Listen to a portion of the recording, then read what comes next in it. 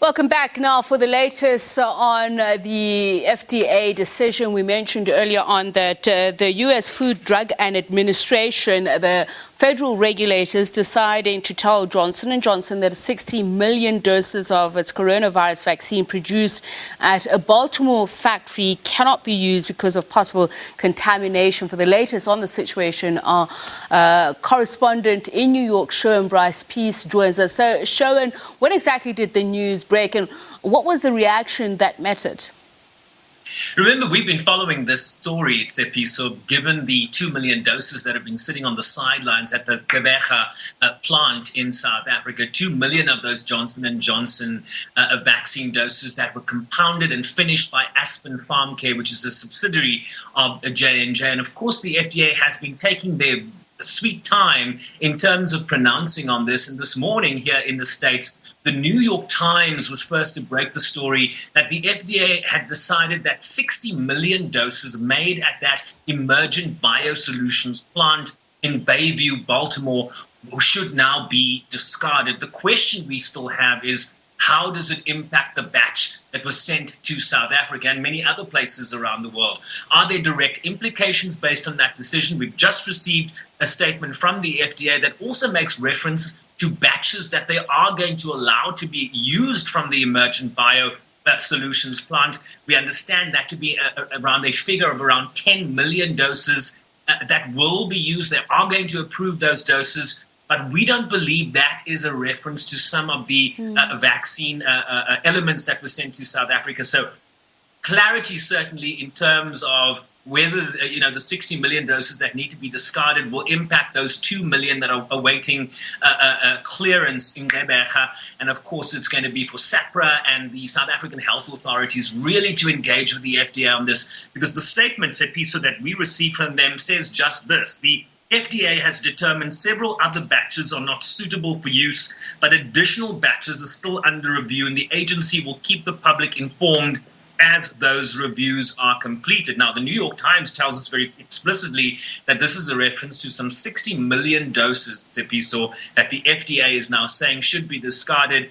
And, the connection we're trying to draw here is to whether that impacts the doses that are waiting for approval in South Africa. And as you mentioned about those 10 million doses, Sherwin, I find that very interesting that the FDA says that 10 million of those doses can be distributed, but that it can't guarantee that Emergent Biosolutions followed proper manufacturing practices. So I know it's too early to ask, that it's still speculation, but why do you think that there's a difference between the 60 million and this 10 million?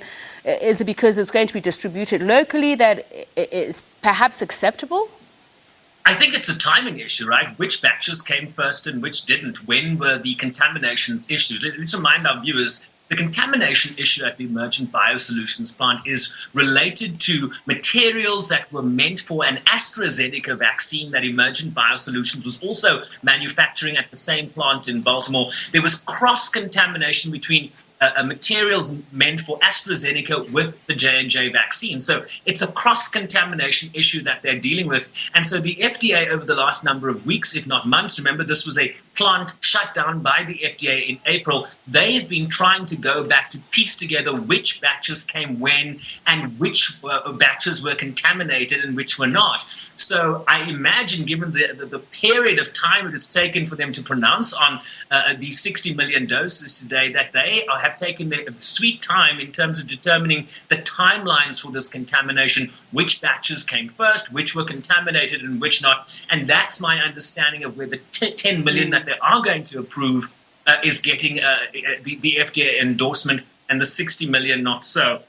They are also saying in their statement, while the FDA is not yet ready to include the Emergent Biosolutions plant in its emergency use authorization for Johnson & Johnson as an authorized manufacturing facility, the agency continues to work through issues where the Janssen and Emergent Biosolutions management. So they're not ready yet, Sepi. So based on their investigations, to reopen this facility because it has not met safety standards deemed necessary for this kind of manufacturing by the FDA. So still a lot of unanswered questions. I know I'm not quite answering your question here, but it's a timeline issue. And given the breadth of this, we're talking about, some 70 million doses. The FDA is taking its time here to really come down with a decision that can be justified in the weeks and months ahead. No, absolutely, Sherwin. I think it gives us a good base mark when we, trace the trajectory of this, where it began, to put into perspective what we're talking about. If I can jump in, right? So South African authorities need to give us clarity as to when the materials for the J&J vaccine that was finished and compounded by Aspen, when did those materials arrive? Was it March? Was it February? Because this plant was shut down in April. So anything sort of before April, March would give us a clearer indication of what we're dealing with in South Africa, not so. And as you say, Sherwin, it's about a key ingredient that was used to manufacture the AstraZeneca vaccine. So we spoke to SAPRA a short while ago, should I say, in the past 48 hours. And the WHO has said that they should exercise some autonomy in making this decision. We hope we'll hear from local regulators here in South Africa of what is going to happen to those doses in Gqeberha. We have reached out to the health department and we are still awaiting word from them. But let's